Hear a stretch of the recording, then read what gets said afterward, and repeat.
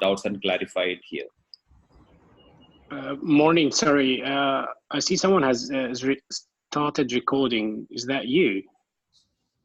The recording, yes. Okay, well, are we going to have a copy of that recording as well? I assume that the recording must have already been sent to you guys. No, I'm talking about this session right here. I see someone has started recording. Is that okay. you? That's the first question. It's not me. Maybe from ATMers. Only faculty can record the video. Okay. Maybe the college itself is doing that. They're recording. Can we have a copy of this recording, please? I'm sure. I think you can check with them, because if they are recording, they will definitely be able to share it with you. Yeah, I mean, my mustache is all over the recording. I just want to have one of. Thanks. You look good, Ali. Don't worry. Yeah, now he'll be fine.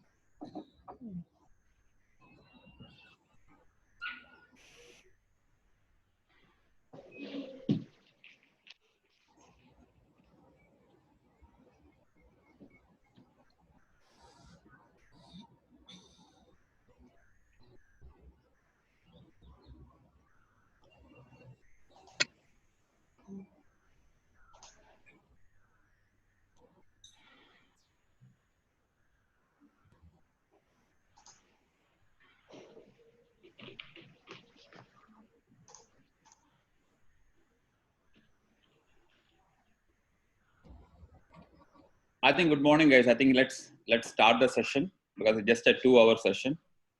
So myself, I am Dr. Kiran. I have taken this recording for this session for you guys. I like to know how many of you have gone through the full entire video session.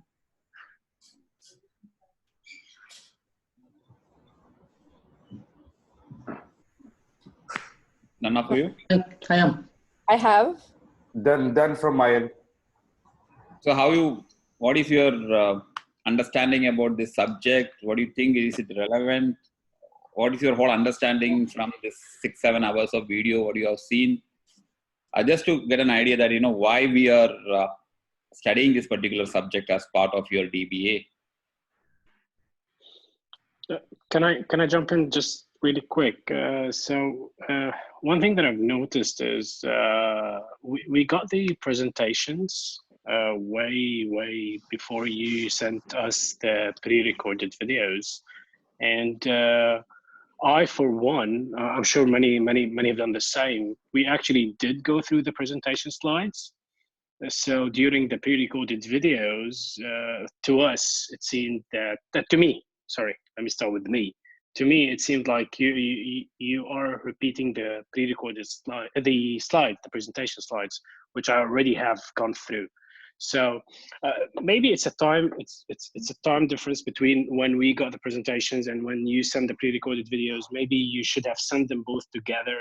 I know that we are going through a phase at the moment, and I appreciate everything that you've done. I mean, sitting down and recording a video. But yeah, that's my comment from my side. Okay. So basically, it is okay. Now this, I basically work as a part-timer with Swiss Business School. If it is a normal session, similarly, they will give me the slide. I'll come to your guys' classroom and I play it right away. This time, because of the current situation, because not able to travel, they said that, okay, fine, we will have a video session. And it got some challenges, like, you're just sitting and recording it and you're not getting any feedback from the students. So it's a little challenging, but anyways, so I've recorded the session as per the slides which was given to me by the SPS. And you are supposed to get the slides as well as the video recording simultaneously. So when you go through that, you are able to flip the slides the way I'm talking to you guys while it's been done. So it's a different level of understanding. And that's the secondary part is that you all are working professionals. So you already have quite a lot of experience in this area, especially in leadership. And you have your masters. Maybe some of you must be having your masters in the similar areas like MBA or management. So you might find this video a little boring because you have gone through that, or when you go through the slides, you might feel that it is not necessary to go through the recordings one more time. I think that may be the reason Mr. Ali must have said something like this. Anyways, it's the timing issue. They should have sent it together, but they didn't do it in that angle. But right now, I don't know about other people's opinion, the whole thing.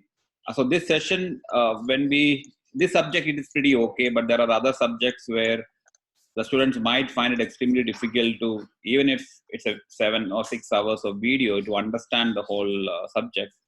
So they said, okay, fine, let them go through the subject, video, let them go through the slides. And if there is any clarification needed, we can have a fair discussion on that. On top of that, there is a assessment which is given to you. So we need to have a fair discussion about how to go about that assessment, what you are expected to do in that particular assessment. So this is how this session is supposed to be, the meaning or the purpose of this session. So I will have to just give you a rundown on what exactly we have gone through, or what is the main purpose of this subject, come to the assessment discussion, then take a question answer session from all of you. Is that fine? Okay. Yeah, fine by me. Yeah, Okay. it's okay. Okay. Okay, and you can stop me at any point of time. I would rather like to have an interacting session rather than me just keep talking and then keeping it at the end. So just feel free to just stop me and ask questions, and then we will take it forward in that particular angle. One of the other thing you must have realized that the number of chapters when you receive the slides, I think it's close to around 18 or 20 chapters. 16. 16 chapters, but I must have covered close to only half of it in the video recording. Nice. Because of the time limit, I couldn't complete the entire thing. So, but what is more important for this subject, I have covered in the first 8 chapters. The rest is something which you can go through that. There is a lot of reading materials which is attached to this subject. So I don't know how many of you have read those articles. There are some articles which are very relevant. Some articles are just for your understanding. So it is very important that being a doctorate students or studying for DBA, you really need to go through these articles, because that's something which you need to understand, how to write these type of articles to make it more appealing, or how this subject got any relevance and how it is to be done in that angle. I thought you're not here. Joseph told me to get one and then to say Somebody talking to me? the one To you, that doesn't seem like that. Sorry. Okay, I think, okay, fine. So I was discussing with some colleagues, and the articles are actually quite interesting. Lara, you were saying something like that, right? To be honest, the articles of this module are interesting. It's from also interesting books like The 7 Habits of Highly Effective People, and some interesting books that are very interesting in our career. It's the first module that I really liked reading the articles. It's like reading books and magazines. Leadership is very important and nice subject for me. I was always interested in this subject. Yeah, I think this is one subject we might be able to relate quite a lot, even either because as a leader or because we work under someone, either that person is good or bad. So, yeah, and also the consultancy. There were some articles about consultancy and how to use the consultancy in the enterprise and choose the right consultants. It's also very important. I've never learned about that. That was the first time that I learned about this subject, like how we use consultants efficiently in the company, how we choose them, Or if we are the consultants, how should we react to the client? This was also an interesting article to read. So how has any one of you, I think from the point what you discussed, I'd like to ask this question. Why you think that we are studying this leadership part of your DBA? What must be the logic? I understand you studying research methodology, critic evaluation of research. These are all will help you to basically prepare yourself for doing your DBA research. But what do you think that out of the whole subject, this one particular subject is very relevant? Well, a lot of researchers and studies lately are so obsessed and focused about the subject of leadership for simple reasons that leadership is the future of the companies. The companies without leadership management cannot be efficient. So they want to, I assume it's in our curriculum because we all need to be leader at any position and level in the company. Even the middle management should show leadership trait and style to contribute to the productivity and to the optimize the company's strategy. Okay, so yeah, so one side is that. The second side, when you basically do this DBA, there's a difference between doing your DBA versus PhD, right? The PhD is more of a research-based work, and that basically purely for academic purpose. But when it comes to deep, and PhD can be in any subject. It can be in history, it can be in management, it can be in anything in the world you can do. But depending upon your master's, you can do your PhD.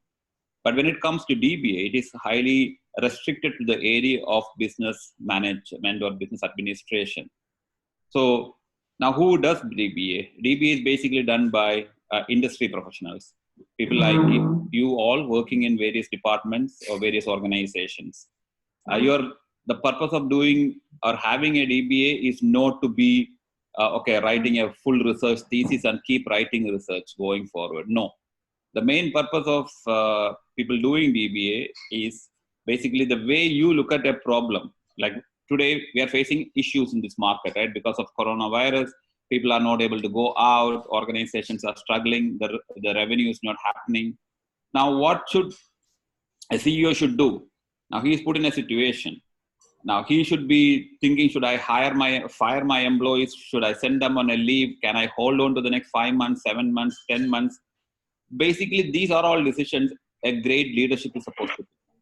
Now, when leaders take decisions, now they look at certain aspects. They look at within the organization, they look with outside the organization, because you need to really look at the internal factors and external factors. And with the influence of external factors, look at your strength and opportunities, and then you take a decision. But there are certain areas, I'm sure from the article what you guys said, you read about consulting. From certain areas, so how they are doing there, it's from their experience and from the information what they're getting from the organization. It can be their financial data, it can be the feedback from the people, and they take decisions. And what happens in a lot of time, there can be a possibility that the decisions are wrong and it can end up in organization's failure. Or the CEOs or the top management is not able to take a right decision to come out of a particular situation. Or they want to start a new business, because nowadays to grow in the existing business becoming very difficult. So they want to grow in it. So they want to go for diversification. So what is the diversification angle they should go? Or they want to enter into a new market. They want to get into a new product. So they can have multiple strategies they want to implement to grow. Or maybe their organization is having everything, but I don't know, the productivity of people is so low. People are not able to produce something, or they're finding their financial utilization of finance is very difficult or different. So if you look at it in every aspect of the management aspect of the organization, when they struggle and they are not able to find out which area they're facing a problem, that is the time they go to a consultant. Now, when they go to a consultant, he or she is going to be 100% external person who doesn't know anything about this organization, but he's going to come into the organization and trying to find a solution. Now, how that person is going to find a solution? And that solution has to be based on real facts and figures. So exactly this is what you guys are trying to do. When you do your DBA, it is not about just doing a research. You need to identify, I mean, I'm talking about when you guys get into the next level of completing this 7 or 8 module and get into the real research. What are you going to research? You are going to research a real organizational problem, and you are going to find solution for that. So what is the steps what you will be taking to identify the problem, identify the reason for the problem? How are you going to substantiate this particular problem with relevant facts and figures? So this is your findings, or this is your data collection. Then you use a different statistical tool and methodology to analyze the data, which will come to a conclusion that, okay, this is the right strategy the organization should adopt. And by implementing the strategy, the organization will be able to overcome this problem. I mean, this is how you're going forward. The purpose of this whole DB is all about. So when you do that it is like a proper data-based analysis, interpretation, finding, conclusion, and recommendation. So this is what basically the DB is all about. Now, when you being a leader, the good part is, what will happen? Who can implement a change in an organization? Only a top leadership can make a change in the organization. And in that particular angle, when you are going to find some real good information and you want them to implement that in your organization, what do you basically need? You want the top management's approval also. So in most of the organization fail, or organization is struggling because of the leadership issues itself. You take the companies like Nokia, you take the company like IBM. IBM on the other side, it succeeded because of the leadership. Nokia on the other side failed because of the leadership. A company like Kodak, which failed because of the leadership. Company like Apple succeeded because of leadership. So there is a lot of difference. So organization can have enormous resources, excellent money, anything what you talk about. They have a huge name in the market. Everything is there, but they still fail. So like a company like Nokia at one point of time held 70% of the market share. Now they were reluctant to change. And if you read some of the discussions of the top management, managerial level, they were not ready to accept the fact. And that's how they failed. Now, hence, sometimes you don't need to go to a different angle of identifying the market forces or your internal strength or weaknesses for an organizational failure. It might boil down to a leadership part. That is one of the reasons why this subject is more important. Is one, when you go to an organization, like basically, what is the job opportunity when you complete your DBA? It can be like you can be either in a senior management position because your decision making is going to be different. The way you analyze the problem is going to be different. The way you interpret the problem is going to be different. So they can put you there. Or you can open your own consultancy because you know how to do a proper business research for an organization to implement. So who is going to give you that opportunity? The top management. That means a leadership people. They'll call you and say that, okay, fine, we are facing this problem. We are not able to grow in the market, or we are struggling, we are degrowing every year, or our people are leaving. So typically in organization, they don't understand it is their problem. So they look at all other factors why people are leaving. They say, oh, competition is giving more salary, something like that. They are not ready to accept because of their bad leadership people are leaving. So from your point of view, when you are going to analyze, one of the most important factor you will analyze when you are doing your research in that particular organization is to say, okay, is there any leadership issue? Is it because of that? Or is it because of product and services in that particular angle? So that makes this subject even more relevant, because especially when you see the different types of leadership, like transformational leadership, transactional leadership, these type of leaderships are in trend right now. So how you know that organizations are having such leadership or not, which will help the growth or the degrowth of an organization. That also depending upon the nature of their organization. So that makes this subject a little more relevant, why you guys are doing your DBA. And then when you have a proposal, you go back to them. It's again, you're going to interact with those leaders who are going to implement it. Hence, it's very important for you to understand when you go to an organization, can you judge what type of leadership your organization is having?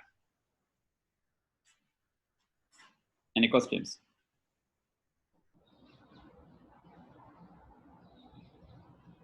So if I ask maybe 2 or 3 of you guys, can you guys tell me, forget about it. I'm not asking whether you guys are leader, but you must be reporting to someone.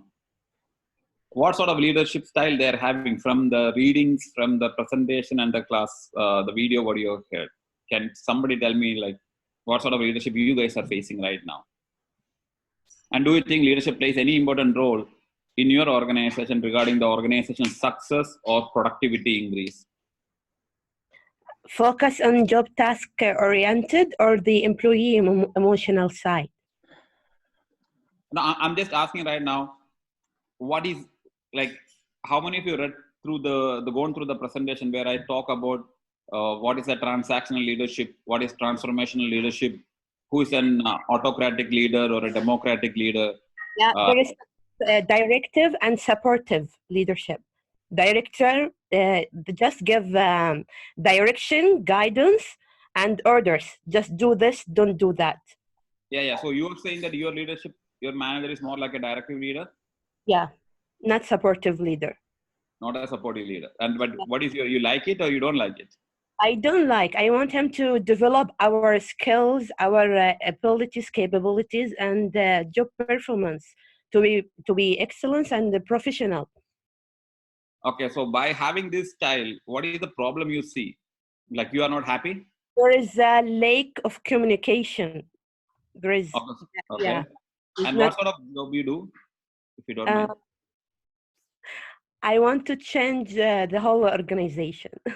You want to change the whole. Now I'm saying what sort of job nature you are. Yeah. I mean, what sort of job? Like for example, are you guys into construction or you're in? What is the nature of your job? It's kind of providing utilities, providing for information counter, the front desk. Okay, you in the front desk. Okay. Yeah. So you mean to say that you face the customer, right? Yes. So you mean to say that because you face the customer, you really understand a lot of maybe a better way of doing things, but your manager is not ready to listen to you and he or she just tells what to do. That's it. Yes. Okay. Not So open. how does it impact the do you think that by you getting a chance to speak and he implementing those changes, thus your organization is going to perform a little more better? Sorry, can you say it again? I'm saying now you're saying that whatever the managers are saying, you guys are doing. So that means you don't believe in whatever he's saying because according to you, that strategy is not something really good. Yes. But you are still doing it because you are a subordinate and you listen to your manager. Yes. So the other way, if I'm asking, if you implement, you are given an opportunity to share your feedback. And on that feedback, he is ready to accept it, debate it, get convinced, or either prove you wrong or prove you right because of the data what he is having. And if you implement that model, do you think that your organization can perform a little better? Of course. If I start sharing and just say some, I would try just to reach what I do believe with, that she has to be closer to us and care about us an emotional side, not only on job task oriented. Yeah, I understand. Yeah, How yeah. long you are with the organization? Sorry? How long you are working with this organization? Almost 1 year. Okay. And how long she is with the organization? Recently joined. Okay. Now this is another challenge which organization face. It's about the leader membership, that she's new and she must focusing about how to develop and how to do the relationship between her and the subordinate. Not focus on job task and performance to be to achieve the goals and the organization mission and vision and so on. And what happens if she doesn't change and continue like this for another 1 year? Kind of escalation. I will go for it. Oh, you'll go for an escalation. Fine. Yeah. Mhm. And what if the escalation doesn't work? Maybe I will ask for a personal meeting with her, and outside of without any official or protocols and treatment or anything, just as not that she's my boss and I'm working under her recommendation and like this. I will ask her for outside meeting and start sharing kind of I will be the advisor in this time. Okay. and So, and I will handle the consequence, whatever it is.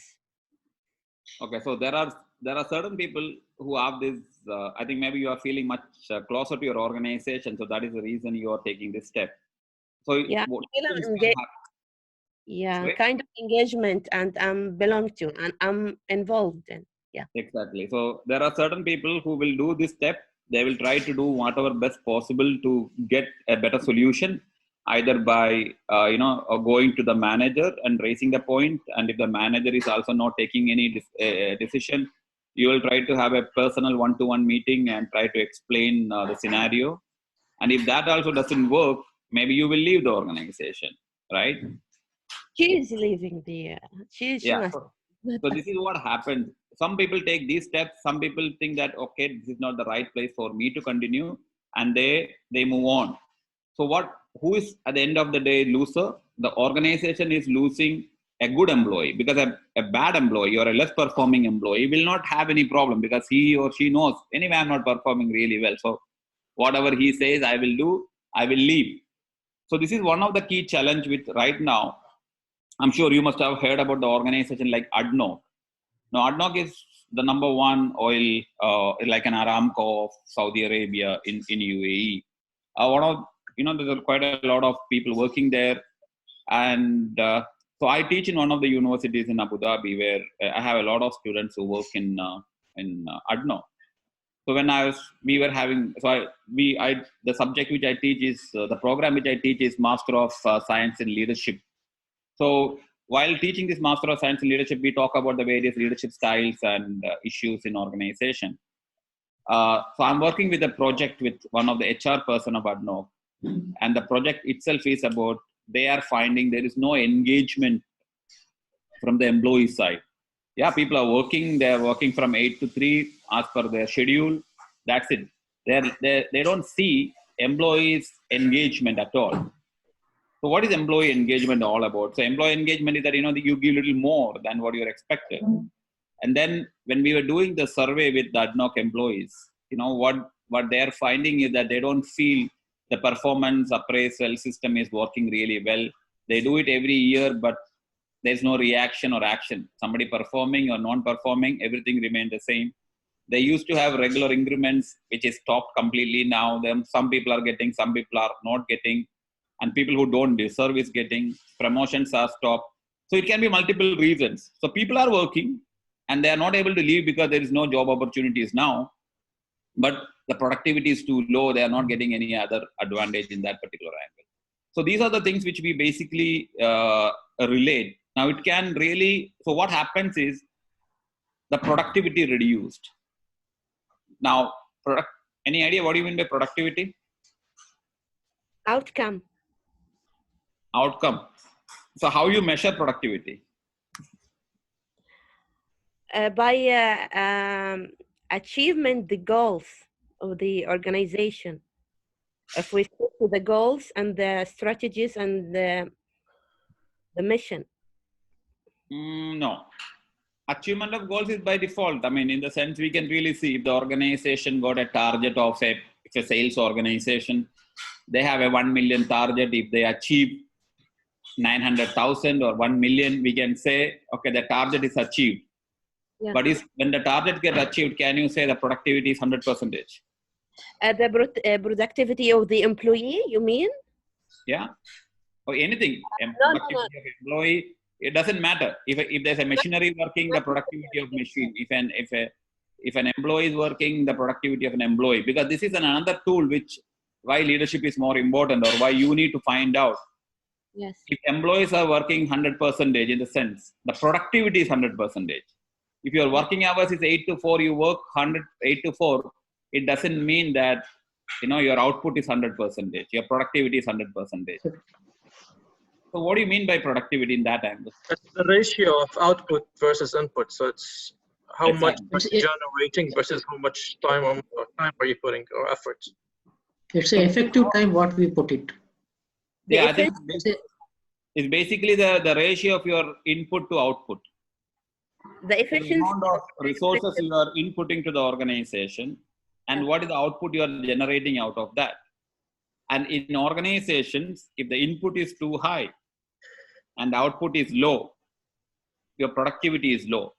So when the productivity is low, that means your organizational expenses are very high, right? It is in simple terms. If I tell you that if you have a car and if you are putting 100 dirhams, 10 dinar of petrol, and if it can travel say 500 kilometer, or the same car you put same 10 dinar of petrol and it travels only 300 kilometers. Right? So that means to reach 500 kilometers, you need to put another 4 or 5 dinars of petrol. That means because your productivity is low. Now, the petrol remained the same, the distance remained the same. So that what can be, and your car remained the same. Why you think the productivity is low? Why the car is not able to give, at one point of time, when you bought the car new, it was giving you 500 kilometers. But now it is only giving you 300 kilometers.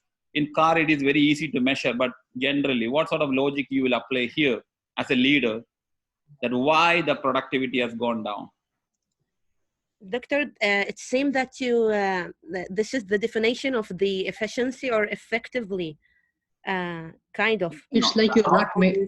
Sorry. The output is better if you are able to use your resources effectively and efficiently. So that is what we call optimizing. Yeah. Okay, the manager as a leader, can you optimize the output of your employee? The optimum, yeah. Okay, now what I'm asking is that you have the same car. When you bought the new car, it was giving for 10 dinar, 500 kilometers. That same car, after 2 years, is giving you only 300 kilometers. Will you analyze it? And what can be the reason? What can be the reason why suddenly the productivity has come down by 40%? It's mainly like you're not taken care of the car and the maintenance, maybe you're not done the maintenance. So now there are two things. One, you have not taken care of the car. That means you have not done the maintenance, right? Basically for an employee, if you know, when an employee join an organization as a new employee, with high commitment and full energy, but low skills and low competence. Now, low skills, but the employee is still with you, right? Imagine replace the car with a subordinate working under you. When an employee join a new organization, that employee join with a lot of passion and a lot of passion as well as energy. Hence, the output was very good. But after 2 years, the output has gone down. It's the motivation of the employees. They need to work on the motivation of the employees. You must, especially in companies like ADNOC. Sorry? I think they need to work on the motivation of the employees. Exactly. So when the company is very large, like ADNOC, it's not easy to drive the motivation in all departments. So the leaders need to pass it to their direct reports, who are the leaders of other employees, and work on their motivation, I think, mainly. So basically, see, now one of the challenge with organizations is like, we having, I'm giving you this car example is maybe we can all relate. If you don't service the car, if you don't change the oil, we don't upgrade the car, for sure, the car is going to, the productivity is going to come down. So it is not hiring the right talent and the job of the leader is not getting over. It is like how you nourish the talent, how you improve the productivity of that person, how you maintain that person, how you motivate that person, how you upgrade the skills of that particular person to make sure that your productivity increase. And you know that in an organization and a new employee gets hired, even though the energy level or the commitment from the employee is much higher, the productivity will be little lower because he is not used to the system. He will have to take time to learn and bring the results. But the employees, when they are more experienced, the productivity should increase. So if you are able to increase or decrease if you are able to see the graph of an employee productivity, it has to go up. It should not come down. And our leaders, you need to keep looking what we should do so that the employees' productivity is either kept stagnant in certain level or going up. Doctor, maybe misusing of the variables cost. It can. So this something. So basically, a lot of reasons why organizations fail might not be related to the external factors. It is more of an internal factors. Yeah. So tomorrow, once after 3 years or 2 years, once you complete your DBA and you become a consultant, these are some of the points you need to consider, that what you should be doing so that you can identify what is the real issue happening in an organization. There are a lot of cases which, when as a consultant they come, they ignore. This is one classic issue of organizations fail in this part of the world. They appoint consultants who come from US or UK. They don't understand the Middle East market, and they come and then they charge heavy amount of money, and they propose something really different, only looking at the market without looking at the organization. And they are not able to implement these things because the organization culture does not allow that. And these new proposals fail. So how can you be different in that particular angle is something which you do, so keep that in your mind. So if any one of you are going to take a particular subject for discussion for your PhD or your DBA, you need to really pick a typical issue, organizational issue. How many of you are interested in continuing your DBA, basically more in the leadership angle? Or you guys, can somebody tell me so that I can link this subject to your DBA thesis? Thesis will be about leadership?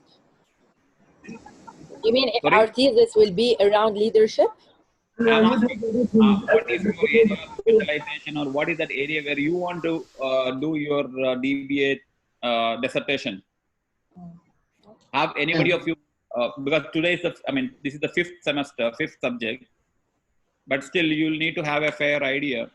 Where is your, because see, one thing is very important. Whatever area you are going to choose, it has to be your subject area expertise. That should be the area where you're working, so that you can really find, you have a real knowledge in that. Okay? Actually, I am interested in leadership. Okay, now, leadership is a huge topic. Leadership management. Topic. Different I'm asking about, like, you have to derive leadership as a problem, you need to find a solution for. So what will be that? The role of the manager to be a good leader. This is, I think, search more about it. Yeah, but it's Too broad. Right? It should be very specific, like in which situation, in which kind of leadership, like e-leadership. Yeah, it's too broad. It's too wide. We had an example. We had an example where we had a transactional leader, and then we all pushed him out. And now we have a transformational leader as a manager. But that might be specific, but still, I don't see it as a dissertation, honestly, subject. It's a small topic. It has to be more specific. Like, for example, my manager, he does e-leadership because it's our virtual team. We are spread worldwide, the team. And this can be specific about e-leadership, trait and approaches and styles, like... Maybe a section of your dissertation can be about leadership. But no, I'm not sure it can be the whole dissertation. Okay. I think you guys are, whatever you're talking is completely making sense, because if it is a generic two-way, you will not be able to find a solution for that. It will be too difficult. It has to be very specific. Like when Lara said that she's is having a leadership which is more working remotely. Now you need to maybe look at these three things, keep it in mind. One, what is the practical relevance of your research problem?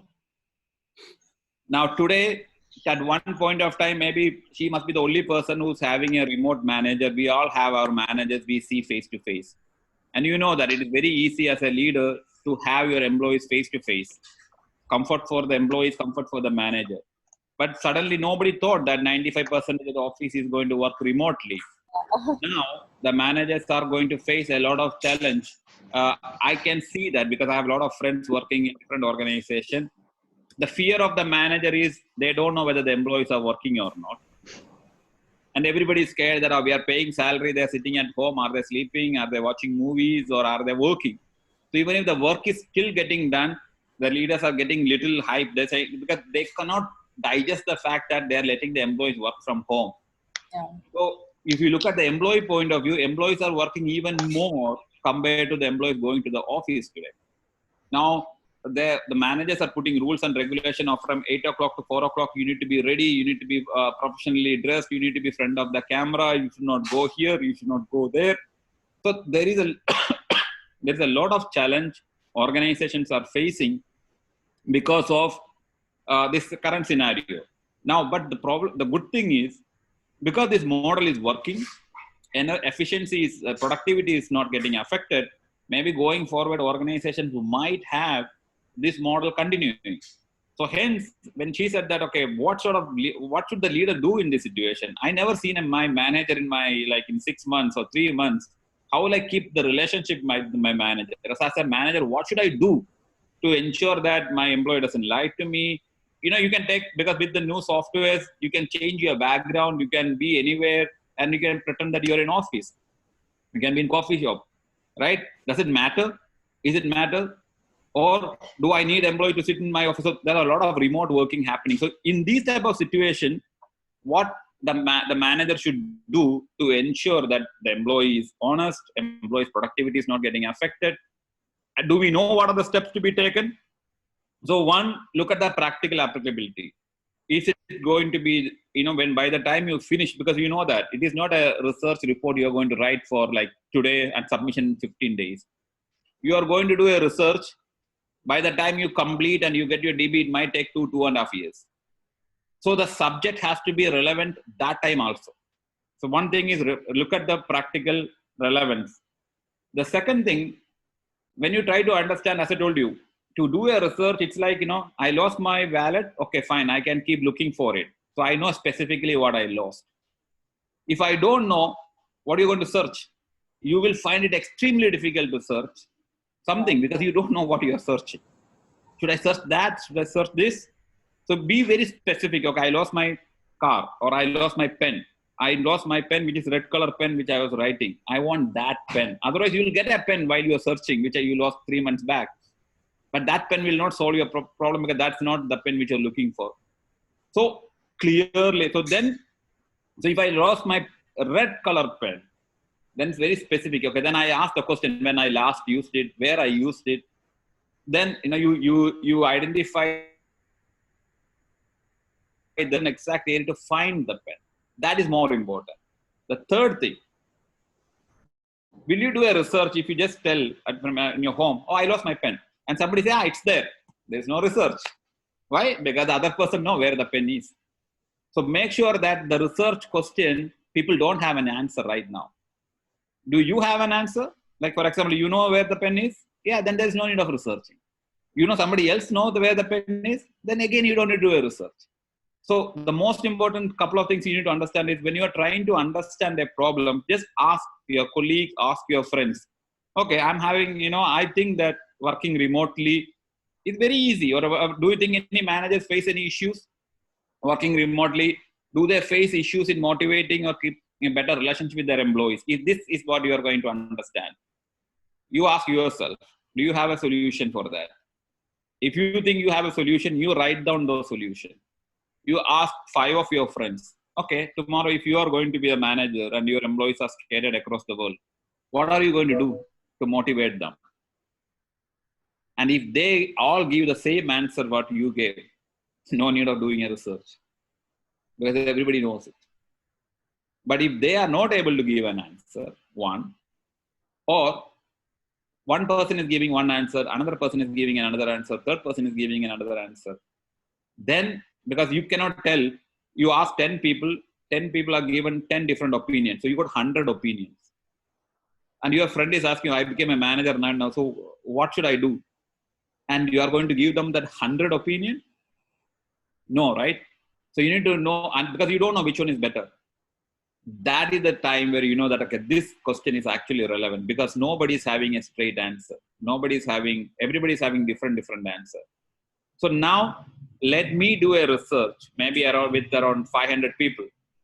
And let me see what are the common things coming out of the 500. Let me find out the 5 or 6 things all the 500 people are told. And that's a common thing I think everybody should do so that, the manager can have a better relationship with the remote employees. This is something which you need to ensure that you do that. Yeah, what you said about, is it still relevant in like 2 years? Because by the time that we finish this in 2 years, so we really need to think about if this issue will still be important and not well researched in 2 years. This is a very important. No, can you repeat the question? Can you repeat the question? So I think the tricky idea here is to see if this subject will still not well researched in 2 years' time, because if we will start right now with researching our project, maybe by the time that we presented, it's already done or it's not relevant anymore, right? Okay, there are certain things which will never die off. That is the reason when you looked at the first chapter of leadership, the word contemporary leadership, you looked at it, the leadership started from 1900 onwards. Okay? Yeah. Even if today the leadership is changing, the styles are changing. So and there are certain things remain the same. The leader being an influencer, the leader being a motivator, the leader showing empathy, the leader showing, having the skills. This remain the same. So the leadership is a subject which is not going to, I'm just telling an example. The leadership is a subject. In general, not about the leadership. Yeah, I'm talking about. So there are certain areas, like for example, if you are going to do a research on analog camera, it's moved to digital already. That is something which you need to still think. See, that's what I'm saying. Why we are giving you so many articles to read, or why in every subject we say that you read quite a lot, because you really need to know what is going to stay for the next 3 years. Now, as per the earlier studies, the remote working was only 3 to 4%. I'm talking about a pure online mode of organizations right now, like what we see. Working from home, yes, but working from home was also like 4 to 5% of the overall organization. You know what's happening in Abu Dhabi, for example, because I work in Abu Dhabi. The government organizations, when they want to ensure that all the employees are working, the government has spent close to some $200 million and bought laptops for every single UAE national working in government sector in Abu Dhabi. Now, did they buy only for these 2 months? No. So what their plan is to ensure that, because now they realized, now there will be a lot of studies right now going to happen about the employees' productivity, organizational output in the last 2 months. Of course, there are a lot of variables because the market itself is bad. But from when it comes to a government organization's point of view, they are service oriented.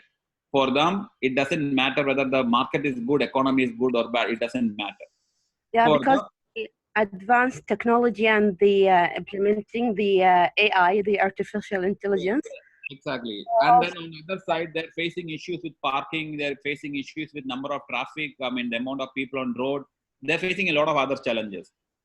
So what they're going to do is that they are going to have a multi-mode.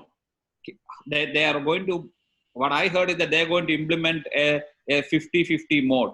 A 50-50 mode in terms of people working from, so they don't want every employee now come to the office, even if situation comes to normal. So every managers in certain organization are asked to do, you work 3 days a week and 2 days you operate from home. And then this become a rotation and they gradually want to increase. And this will reduce the office space, office expenses, electricity usage, carbon emissions, a lot of things added to that. So this is going to stay for quite a lot of period in that particular angle. So this is what is going to be the going forward plan. So then this subject or this area is going to be relevant. So this is your capability or your understanding that what is going to be there. But again, you do one research in one area which is relevant today, it is fine. What you're going to do is that it's not that you are only going to focus on this particular subject as your expertise. For example, when I did my PhD was in retailing management. But it is not about my retailing. I'm like becoming an expert in retailing management. I did the PhD for. It is basically how you do the research is what I learned there. And that I can be using in any other subject.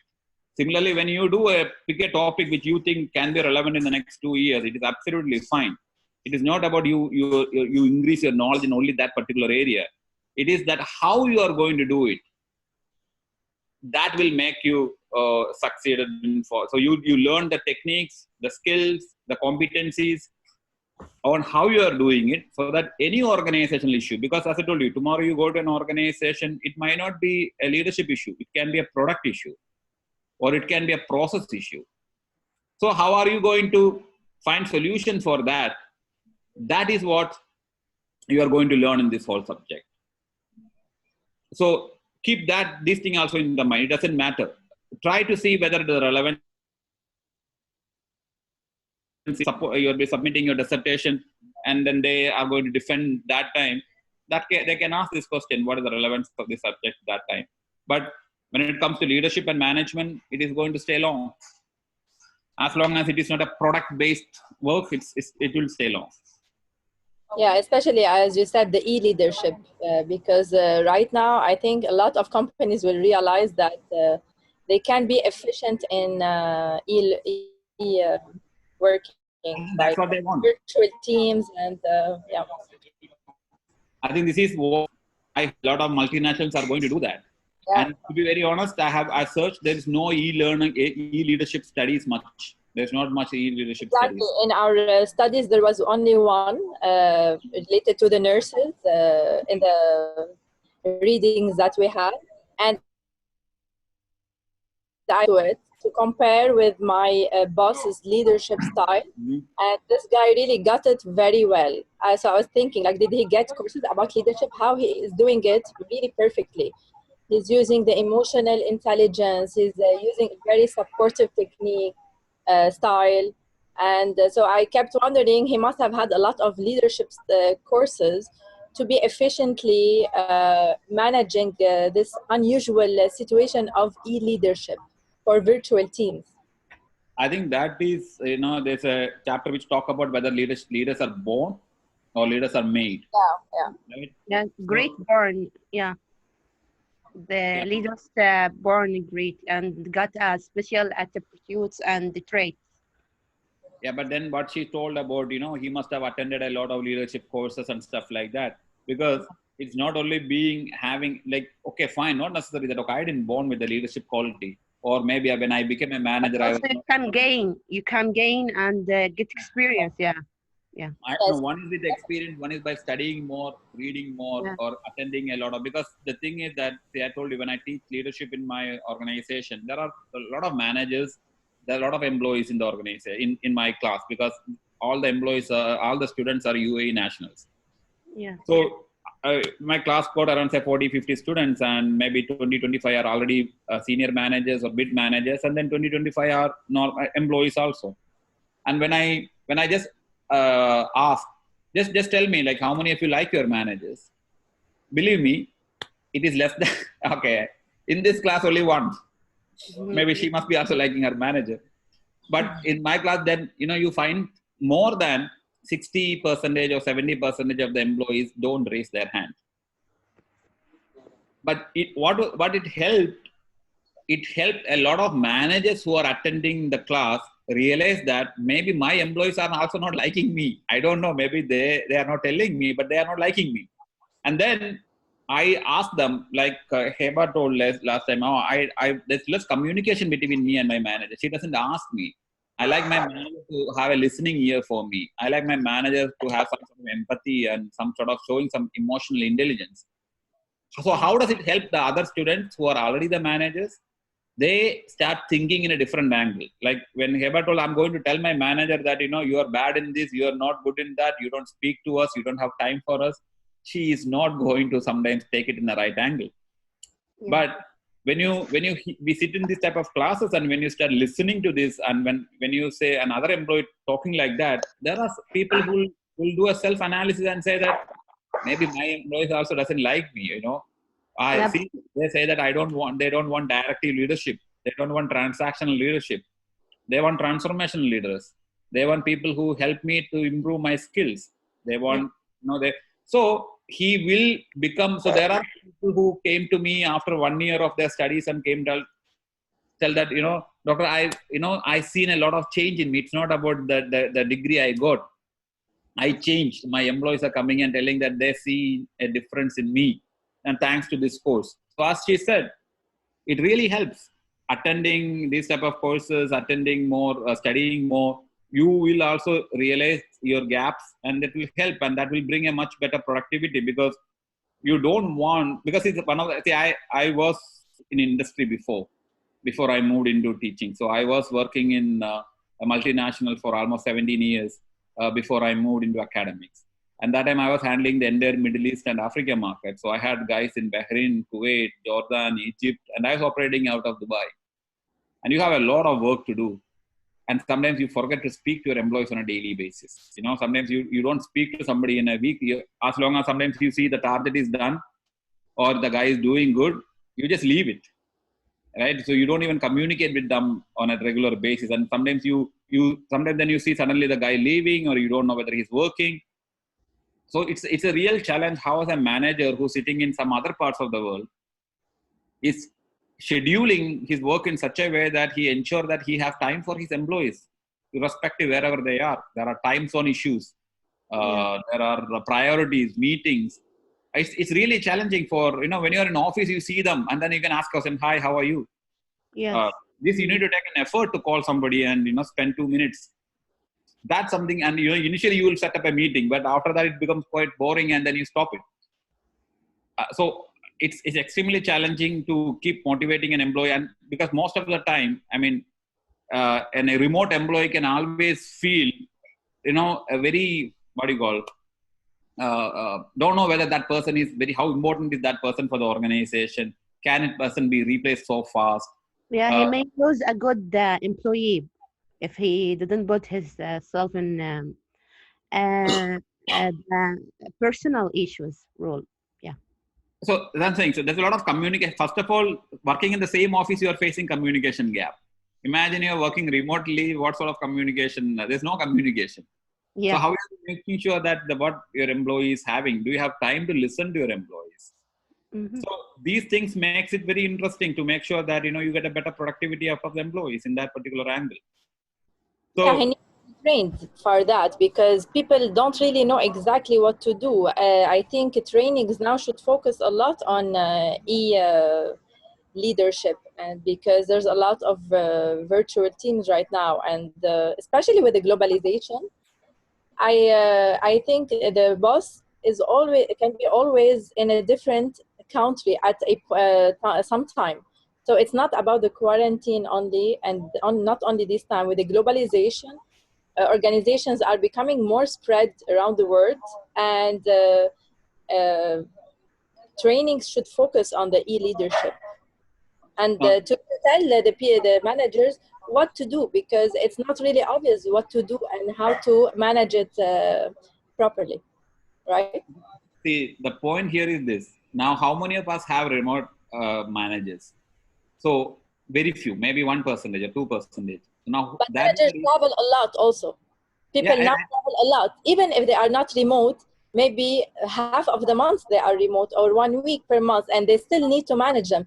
I'm not saying our managers are remote, but with the globalization and organizations having worldwide offices, or managers need to travel a lot. Traveling and not being there face to face is inevitable for a lot of companies. So this can lead into better productivity or a lower productivity. So this is the most important thing, that Now, who is going to give the training? Like, for example, in this classroom, maybe you will be the person to tell what a manager should do, because you are very happy with the way your manager is treating you, or the motivating you, make you feel part of the organization. You must now, build the confidence of the team also. And again, another problem is that you really don't know your team also, because maybe you are alone in that country, somebody else in some other country, how you get into the rhythm of working. Yeah, we meet eventually, right? But for me, we have an office here. It's just that our boss is not here. So my team are in Dubai, but our boss is based in Geneva. But he comes and goes. So we meet them. It's just that I think the conference calls, the weekly calls, these are what will make me know the team who are not with me. So yeah, obviously the conference calls, the constant. Yeah. But the study that I read, they say everything. So they tell you all the 8 principles of leadership, what should be done. And that's why I think people need training to know what to do, because you don't know what to do in these situations unless you are really trained or read very much about the subject. This is not something that is born with us in this situation. Leadership is about knowing what to do. So now, how many of you gone through this topic of contingency leadership in this subject?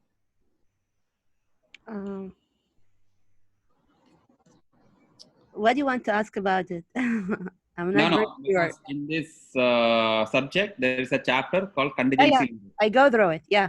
Okay, so now, considering the points what Lara has told right now, okay, have you found any relationship?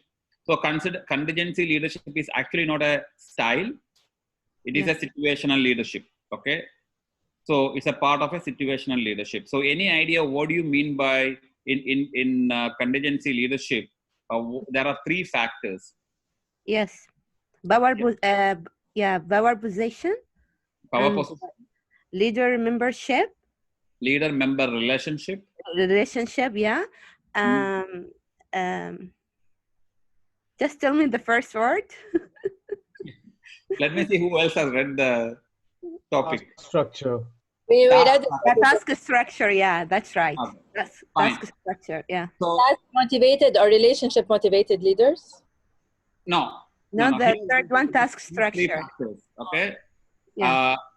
Now, this can be one of the situations that for you, any one of you, this is one of the most important thing you should always keep in the mind. Yeah. Suddenly imagine you become a manager. Okay, you've been promoted as a manager, or you are being hired as a manager.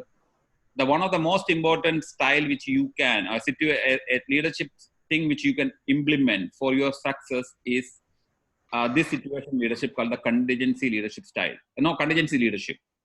Yeah. Leadership style can be different. You can be an autocratic leader or a democratic leader, or you can be a flexible leader depending upon the situation. You change your leadership style. I think today's success also is can be sociable and out. Yeah, also you can be sociable and outgoing. Now look at this part. So how does this situational leadership help you? Any idea how practically? What is the relationship between? You need to adapt to the situation. Situations vary, and even the people vary, and they change. Sorry. So my point is that in each situation, because the situation vary, how does task structure, power position, and leader-member relationship play a role? If he joined, these are the 3 tools you have to use to succeed as a leader. If he's new joined to the organization, and he find that there is mess in the place, no one do what the manager asked to do, and there is really a low performance in the job tasks. So he has to avoid improve the relationship and focus on the job structure. This is I think basically this situational leadership is more important in one simple aspect, that when you join an organization, you need to do an analysis. You need to do an analysis, or if you have been hired as a consultant and then you go to an organization which is having a problem, and if you're trying to understand it's a leadership problem, this is what you try to understand. What is the situation right now? Is that the leader-member relationship is good, is the task structure is fine. What do you mean by task structure? The job performance. No, it is not your performance. So the task structure is when the leaders are more concerned about reaching the goal. Okay, It's like a well-defined a task. Like your task has to be like clearly identified and spelled out. This is for the mission or the job description. Yes. Okay, I know. I'll leave. Imagine you go and join McDonald's. Okay, McDonald's got so many branches in the city. Now you have been made a manager of specific determined steps.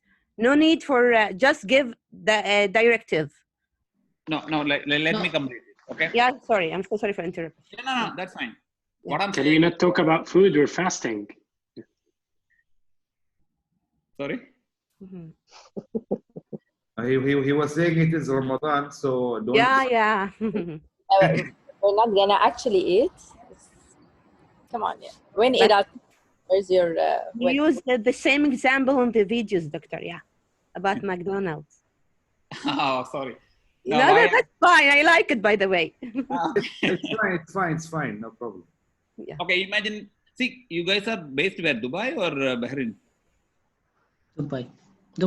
Oh, okay, sorry. Because okay, that's the reason I gave Bahrain dinner, because I had the session before, which is a Bahrain one. So sorry. Okay, so imagine you have been appointed as a manager for a new organization, and it's McDonald's. Okay, so you've been hired because, for example, one branch, for some reason, things are not working, so they replace the existing manager with you. So this is the first day you join an organization, right? Now, when you go there, your manager must have told, the guy whom you report must have told you, see, this office, this branch is not performing really well. Hence, we fired the existing manager and we have hired you. Go and set it right. They're not telling you what exactly is the problem. And in most of the cases, sometimes they will not even tell you the problem, and you need to improve it. So when you go to this new place, what is that something which you are going to do? What is the first thing as a leader you will be doing? Observation. Just go and observe the things, what is happening around you, and just follow as it is for a few days, and then start analyzing the things, what is wrong, where it is actually it has to be improved, and then only you can start implementing it. Just take the confidence of the people first thing. Yes. Okay. I will introduce myself to my team first. You will? Okay. Introduce myself and start asking about the missions, responsibilities, and so on. Okay, so when I took McDonald's as an example, sorry? You need to understand the issue at first. So if you're not given enough instructions or enough understanding what the problem, and you go on ground, you need to understand what exactly is the issue on ground.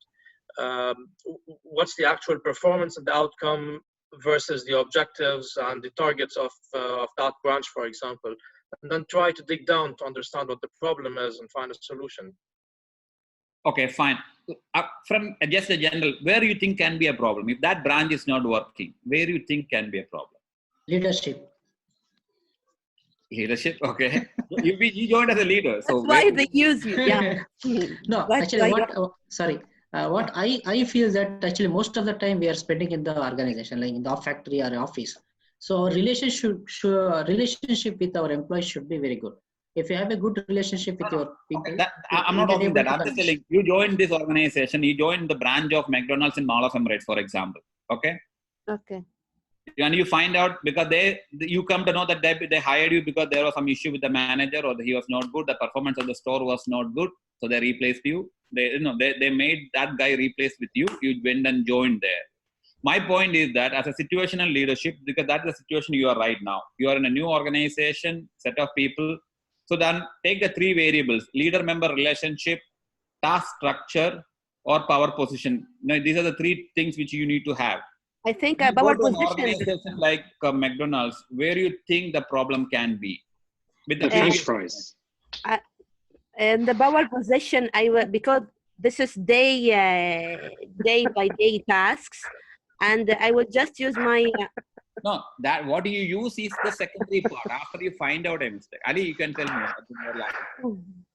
Well, it can be a various of different reasons. I mean, if I take it from my point of view, a leader should always look at his employees, his colleagues, and actually sit with them and ask them, what are they working here first? Where do they see themselves in 3 years, and maybe try and help them to reach that goal.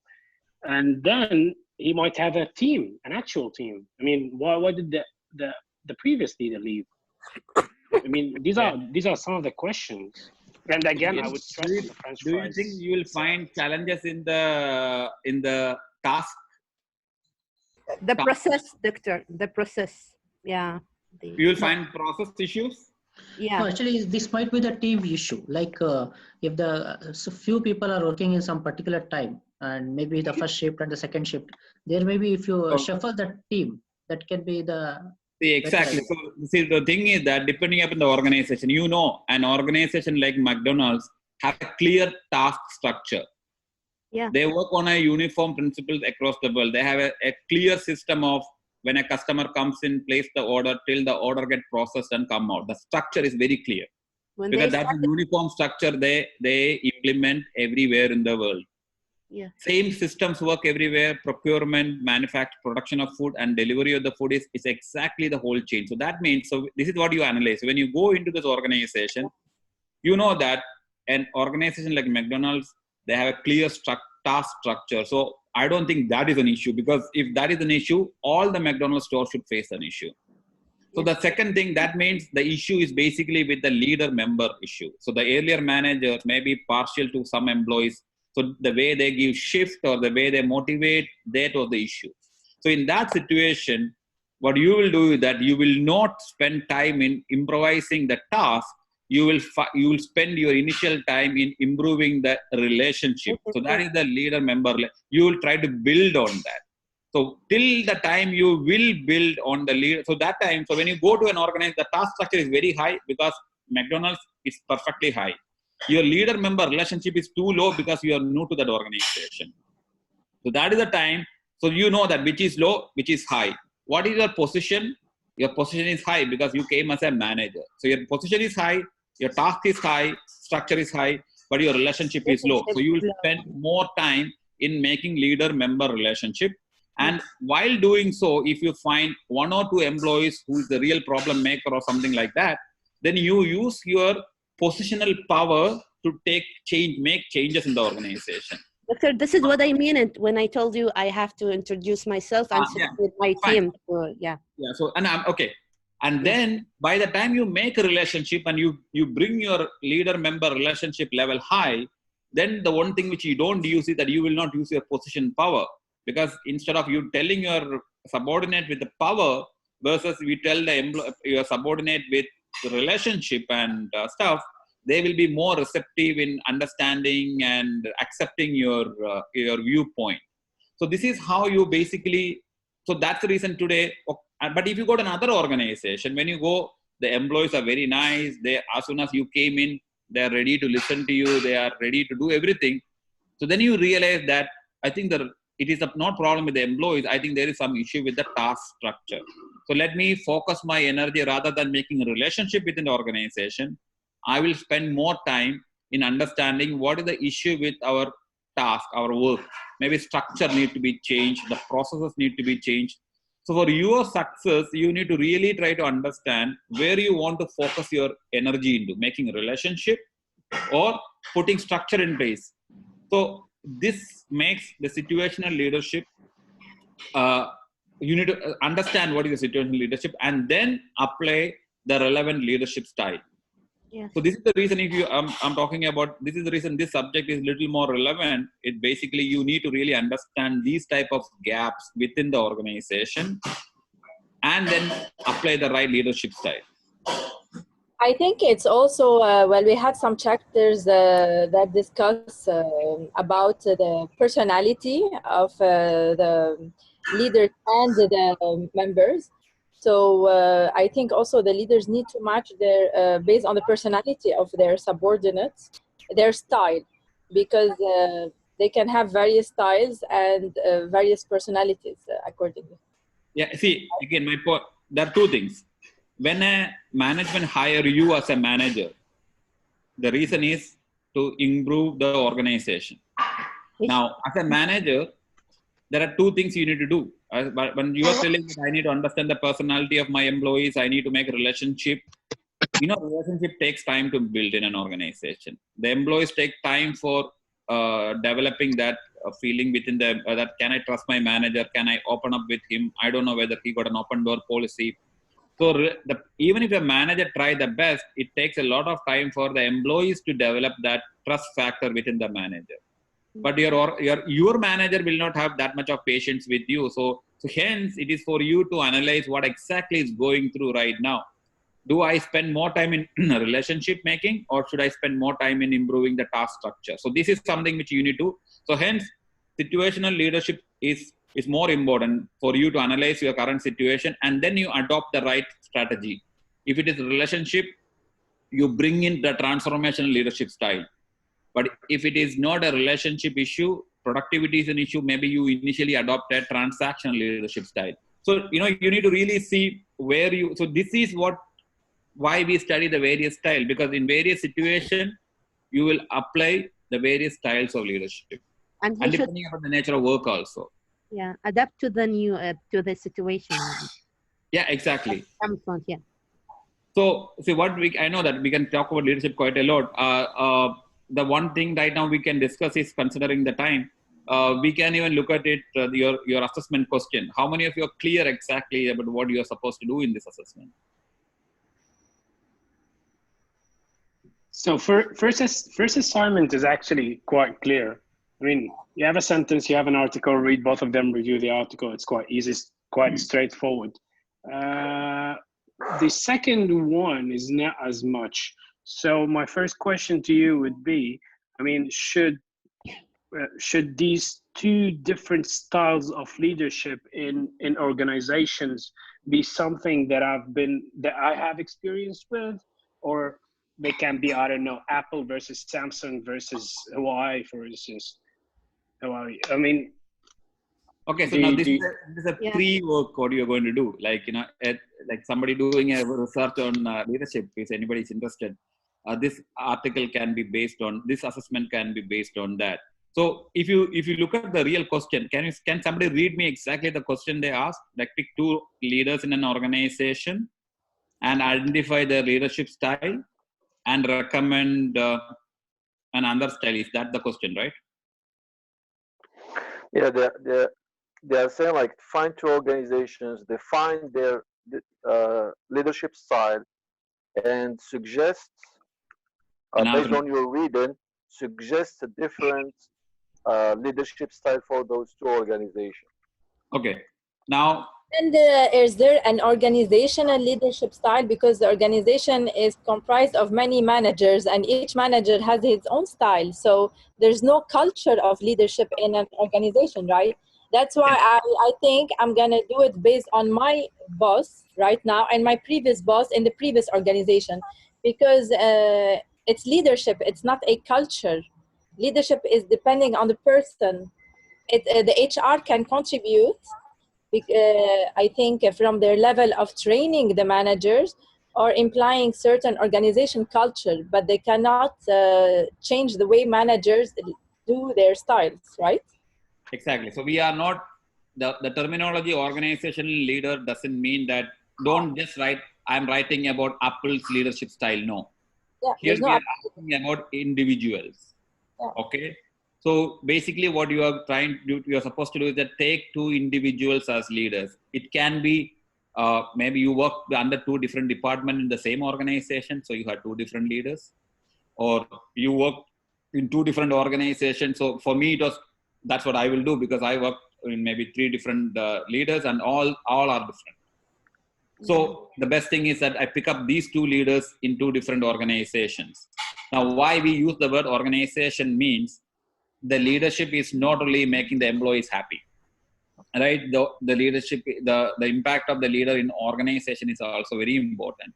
So hence so you can do it that take two leaders, you give a background about who are they, where are they working, what are they doing. It can be a fictitious name, doesn't matter if you really don't want to give the real name or the real, but it's good to give maybe an idea about the organization, because this is for academic purpose, so it shouldn't backfire on anywhere else.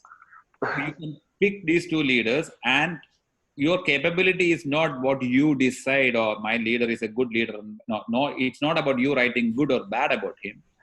It is about you writing, you doing an research on his leadership style. So how will you do a research on his leadership style? I mean, if you really want to do a good job in terms of a pre-work, this is what you can do. Well, I think, yeah. If you allow me, I think like to understand the leadership style, and if we define leadership style as being like a style that is like linked to a specific person, like if we say Steve Jobs style for leadership, for example, I think it's quite easy to do some research on open sources, and then we will find a lot of information about that specific person. If he's, of course, very well-known person, like the CEO, like Steve Jobs, for example, and for Amazon, for example, you have Jeff Bezos, for example. Those people, they are very well-known, and their leadership style is known. So in this specific case, you can find sources, information sources about the qualities of their leadership. My recommendation, if it has to help you for your DBA, I will not take a Steve Jobs or Jeff Jobs or anyone else in that angle, where so much of information is being in the online platform. You just pick it up and you write it. It's just a secondary data analysis. Well, I'm talking about the assignment, not the DBA thesis, just the assignment. No, I know. Because assignment. I understand. I completely agree. But I'm saying, even if it is see, listen, whatever we are trying to do, or whatever the assessments, what you are going to have in the 7-8 course, imagine you doing it as a proper one in terms of, doing a primary research, getting the data. From there, you try to find out. It will really help at a later stage. Mm-hmm. Right now, everybody is stuck in front of the PC, and everybody is still having the mobiles in their hand, even if they're sitting in the class. So you can make a nice link in Google Scholar and send it to your friends or your people and you can really get the information immediately back. Or there's another way around, is that, like, for example, if I need to understand my leader's style, so how we do that, how you come to a conclusion from the theories, what you learn. Like, in this subject, we studied about, say, 4 different leadership styles. I think we covered transactional, transformational, maybe directive, there's autocratic, or then there is servant leadership. So we pick these 5 types of leadership. What do? Go through the 5 types of leadership and identify the traits of the 5 types of leaders. What is that? When a guy is making a decision, so you can ask a question and try to get an answer for these 5 types. Like, if I ask a question to my manager, or you ask a question to your colleague, because you are doing a study on your own manager, you ask a question on your colleague and ask, when a decision is taken in this organization, how many times your manager asks your opinion? So, or are you involved in that? If he say that, no, I am not involved at all, the manager takes a decision by himself. So you are able to... We should just know if it is participating or country club. Yeah. Secondary research, but if you have time, I really recommend you to do a primary research. But I think I'm not sure. Speaking for myself, it's going to be difficult right now to do that. Do primary research for the assignment itself. Okay, fine. I mean, it's up to you. If you guys want any help, I can help you guys. But otherwise, okay, you can do a secondary research. Can I jump in just for a second? I mean, from what I heard, I honestly can go and just Google. Ask Google, can you give me a transformational leader? Can you give me a transactional leader? Can you give me a contagious leader? And then you get so many examples.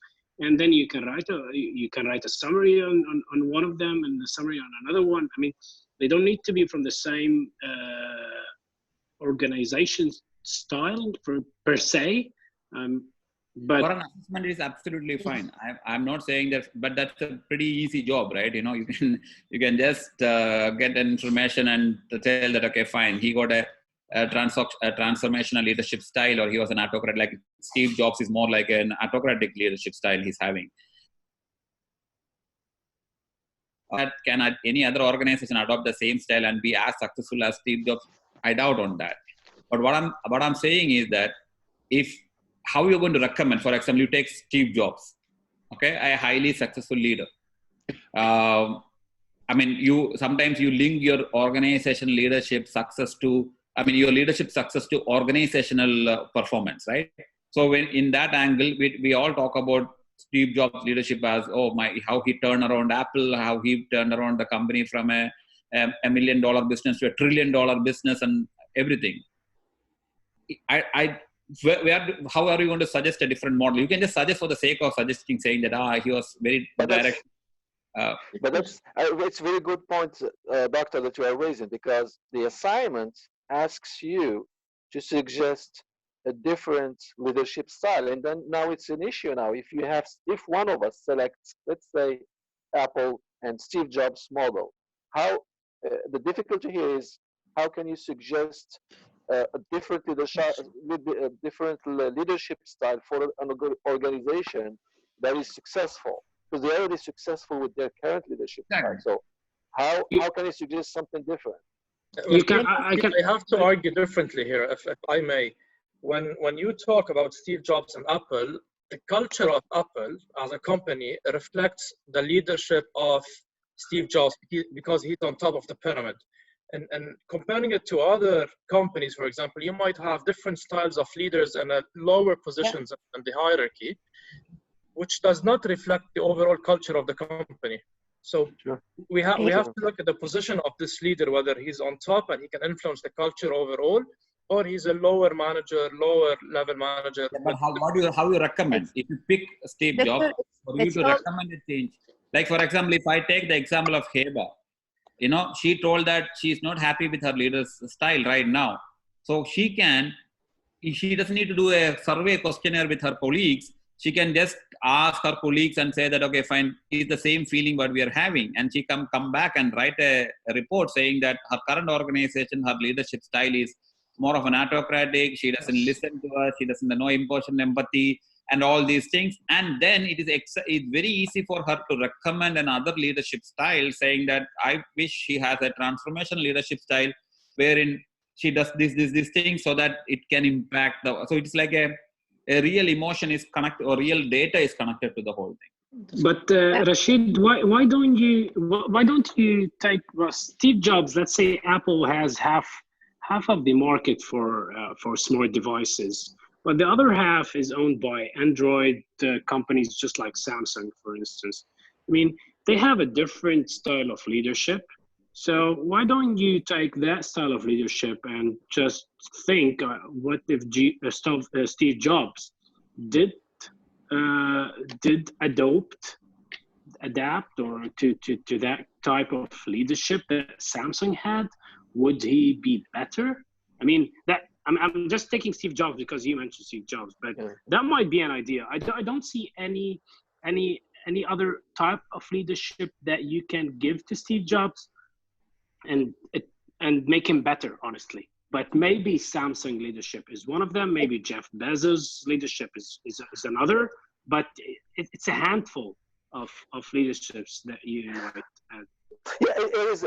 I mean, as you said, there is still room to find things to add to his leadership style because, and that's based on my research because I'm working on that actually. There is room for improvements because there were many inconveniences. We all know the bright side that everybody knows, but there is a negative side, as the professor said, because he was authoritarian to a certain extent. But there is a negative side, and I think there is room in this specific zone for the negative side where we can suggest certain good things. but it's to a certain extent, it's still limited. I'm not saying that we cannot do it.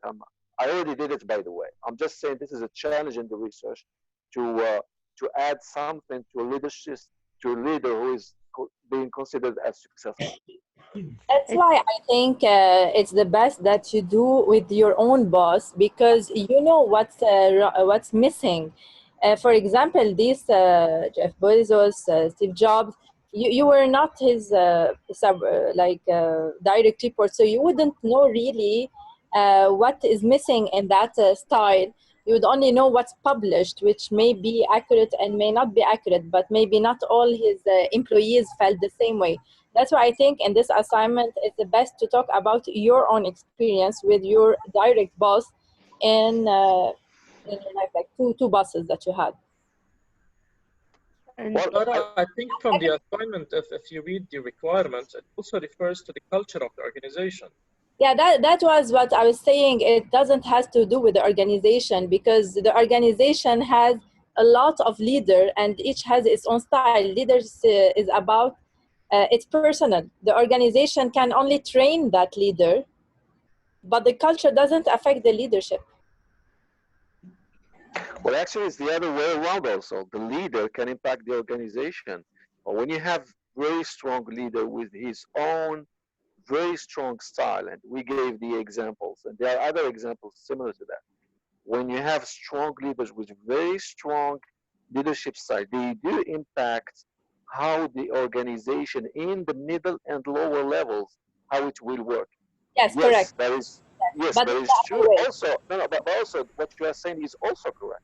What you are saying is also correct in the manner that also the smaller or the lower level leaders or managers, they also have an impact within their small units to a certain extent. But definitely if you have somebody like Steve Jobs or other very powerful people with powerful leadership style, they will definitely impact also your units and the whole units within the company or the organization.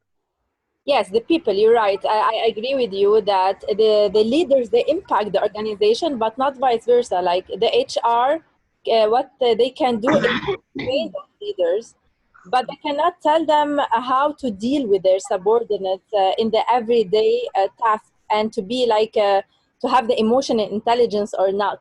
This has to come from the leader, from his convictions and training. Like HR cannot tell you to build a relationship with your subordinate and to ask him about his personal families and that. They can only show you the way, but it's the managers that have to decide what style they have to adopt. But I agree that the CEO will have an impact on the organization, but not vice versa, in my opinion. See, when we are using the secondary data, one of the challenge you will face is that your work is nothing, because it's there. They just mention.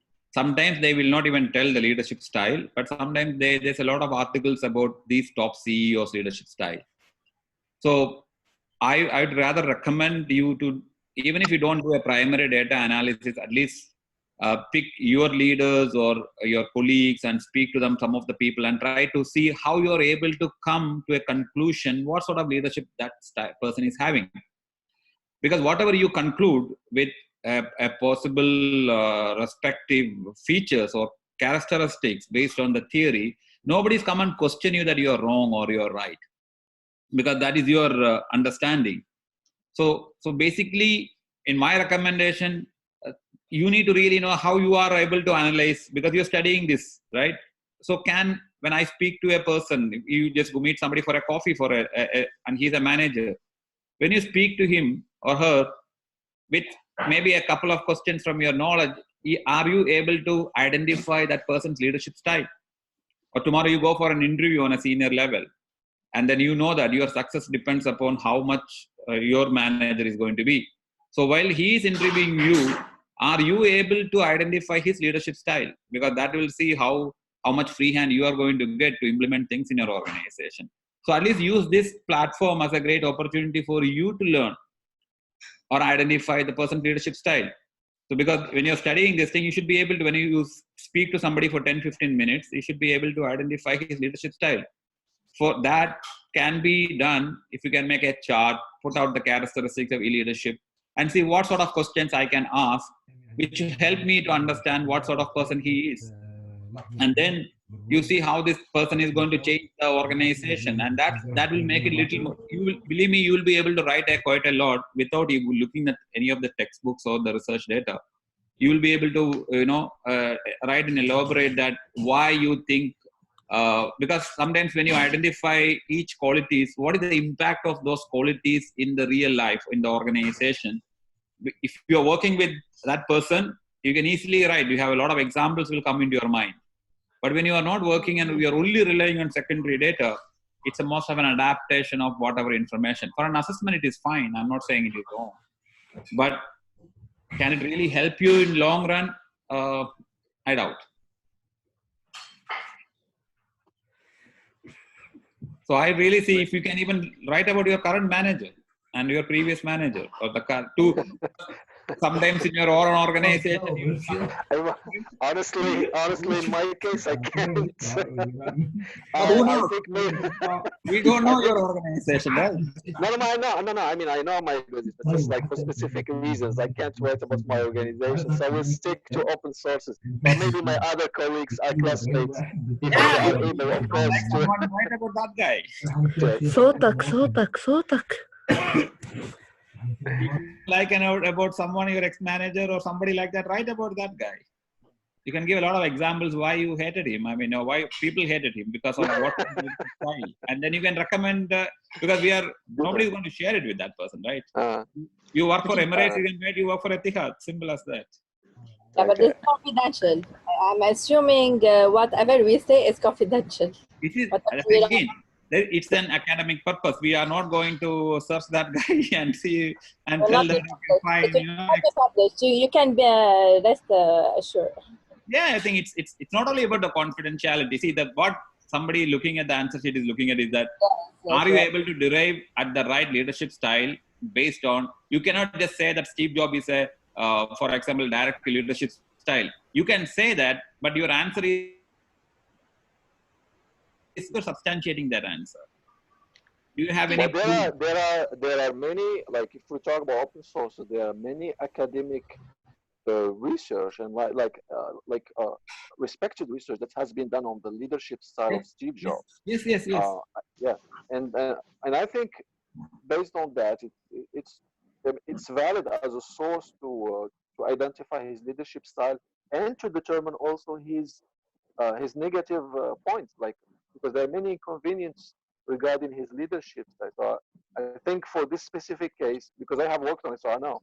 I think I found the valuable and respected data. I think what we can do, as you suggested, we can take out our own managers, the previous managers and our previous company managers, and we can write down all his good and bad qualities, and we can suggest the bad qualities. Wait.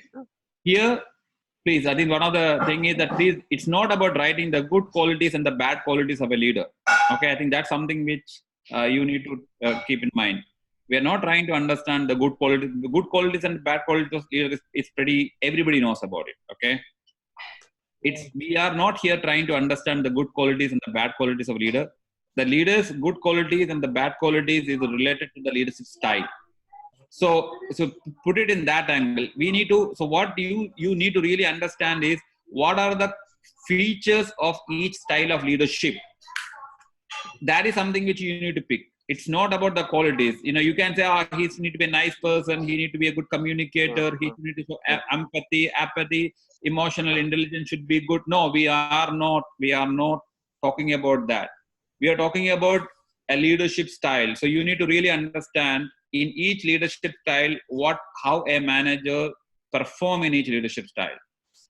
How you say, otherwise we can easily say good manager or a bad manager if it is only the qualities. Okay. And we can easily suggest a bad manager to a good manager by converting the bad qualities into good qualities. Now, here it is not that. Here what we're trying to understand is what is the leadership style of a leader. So on what basis you justify that his leadership style is transactional, transformational, directive, laissez-faire, or participative, or servant leadership. this is what you need to tell. Is it like that we have to give an example to justify that is leadership qualities in the report? Exactly, that's what you're researching for. Okay. So if you are saying that, for example, if you pick somebody and say his leadership style is a directive leadership style, how you substantiate that? Okay, we can give the examples. Okay. How you give an example? Can you tell me how can you prove that guy is a directive leadership? That's what actually the way he is communicating and how the way he is interacting with the the people around him. That those examples can be written in our reports, right? By justifying his leadership quality. Yeah. So when you write, you need to write the language. What you use is that no, it is not you. Writing. It is basically as per the research. The research data shows that this X guy is having or was having or is having a directive leadership style, and this is proved because of the following information: conducts meeting, but he never listens to his employees. Whatever he tells the employees have to follow that, and so you need to you need to understand the qualities and substantiate those qualities in his decision-making skills, and then come to a conclusion. So either you give all the qualities or the features of that particular leadership by evidence and conclude it saying that hence I think he's having this style of leadership, or the other way around, say that this leader, he's been, we feel, or from the research it shows that, it's not about you feel, from the research it shows that this particular person is having this particular leadership style, and because of these following reasons. And how you got these reasons, either you can say that did a primary study, the researcher did a primary study, or the researcher did a secondary study. And so you need always, it's not only identification of the leadership style, it is about understanding the impact of his leadership style on the organization. So as we told, maybe Steve Jobs, everybody talks about quite a lot about his positive leadership style, but there are some articles about some of the employees who work very closely with him and doesn't have a very good opinion about his leadership style in terms of the way he was behaving or his attitude and how arrogant he was, and a lot of other things also coming into the picture. But then but end of the day, what are the impact of that? And then you can recommend a solution. So the impact of organizational leadership on the performance of the organization and the culture of the organization is very important. Doctor, you mean that we should highlighting the nature of the business model, whether if it's competing or encouraging the culture of competing or compromising, or the collaboration, avoiding or accommodating, and delegated, and so on? We should go with this? Okay, I'll tell you. Now, that is an organizational culture, okay? Yeah. Now, whatever you told is phosphate 7 styles of culture, okay? Whether it is power, distance, and that. I'm not, and it's a leaders who have the capability of changing the culture of an organization too. Now, the point what I'm trying to understand here is, listen, now you imagine you join an organization, you're fantastic with your employees, they love you, you love them, you go out and you guys are but end of the organization performance is really bad. The country club side, yeah. The organization performance is really bad. They are not growing, they are degrowing, and you are spending more time. Every employee love you, but end of the day, the company is not performing really well. So yeah, because it's ready to give a lot of compromises. Yeah. So the main thing is, what is the impact? So a leadership success is not only when the employees say you are good. The leadership success is when the organization also see the difference. The organization see a growth. The organization see performance. So when you are simultaneously able to bring the performance of an organization, at equal time you are taking care of the employees, that become a successful leadership. So this is what is basically more understanding. So when you write, you need to relate his leadership style towards the organizational performance. So when you are recommending a change of his style, like for example, if somebody's performance is organization is doing really good, but he's treating the employees really bad, and then your recommendation is that fine, he's doing good, so he should change or add a new style so that he takes care of the employees too. In that angle, the performance should not be impacted. You got it? Yeah. Yes, of course, Doctor. Yeah. Thank you so much for clarifying. Ali, you want to say something and then you can talk. Yeah, sorry. I want to say hi to Prashant. I can see him there, but I cannot hear him at first. But my question was to Rashid. Rashid, you chose Steve Jobs, but then who was the second leader? I mean, are they related in a way? No, I don't want to know who's the second leader. I just want to know. Yeah, I won't tell you, by the way. I'm joking. No, they are not related, because what I understood from the question is that these are two different organizations that are not related. It's just like it's like another assignment. You choose another organization and you define the leadership style, and you talk about it. So there is absolutely no relationship between the two examples that I took. And here I have a question for the professor, actually. For the people who are going to select their own managers or their own leaders within the organizations they work in or they have worked on in the past. So in this case, let's say you had a good leader within your organization. You are very happy, and which is actually my case also in the past. I have worked for one person, and I can say he was a leader because of his rank. He was very good, actually. He had a very different and very good leadership style that I liked. So in this case, in this specific case, I see there is very small room for me to suggest a change or a different leadership for that specific person, because everything, I won't say everything, but a lot of things were very good with him. And he was really actually a leader. He wasn't a manager, he was a leader. So in this specific case, I see it difficult for me to suggest something different for this leader to make things better, because I think things were better with that specific leader. So what do you think, Professor, about this case? Okay, now, so when we do a research, okay, now our opinion has the least importance. The problem what happens is that now in your mind, you know that your manager is perfect. He doesn't have much, maybe 95% is perfect, maybe a 5% here and there. So you're not finding any much scope or room for improvement, right? Now, when this is the difference between, now this is your opinion. And you know that in an organization, a manager can have a multiple level of relationship with all the employees. Sometimes he is very excellent with one, not excellent with others. Or and he might be treating everybody the same way. Maybe some people have a better connect that some other people have a different connect. So your opinion, he is fine, but not exactly will be your colleague's opinion. How many reportees your managers had? If he had... Doctor, you mean in group and out group, or what when you say that? Okay, in group and out group is another thing. In group is like you always see there are 2-3 people always with the manager. He listens to them and he is influenced by them. That is one thing. So maybe if he is a person of in group, he feels that the manager is the best.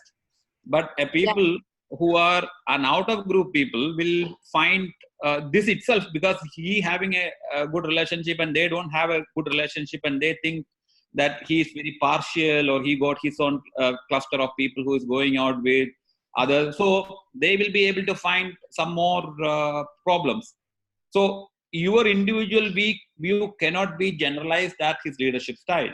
Okay, but that is applicable to you. So his leadership style is basically a general factors coming out of multiple people's emotions and feelings together. So hence, okay, you have this opinion about him. Maybe when you ask 10 of your colleagues, generally just pick up the phone and just don't tell that you're doing a research on that, and then, or you can say that, okay, I'm analyzing, tell me how you think about this guy, how was he, and you'll be able to hear much a different perspective. So you should not be biased in forcing others to believe what you think about him, but when you hear from others what exactly they think about him, maybe you'll be able to find maybe 3-4 areas of improvements. So not necessary he need to change his leadership style. Maybe he need to add some more. So your recommendation can be something which is very not change of leadership, maybe some factors or some features to be added onto his existing leadership style, because there is always scope for improvement in everyone.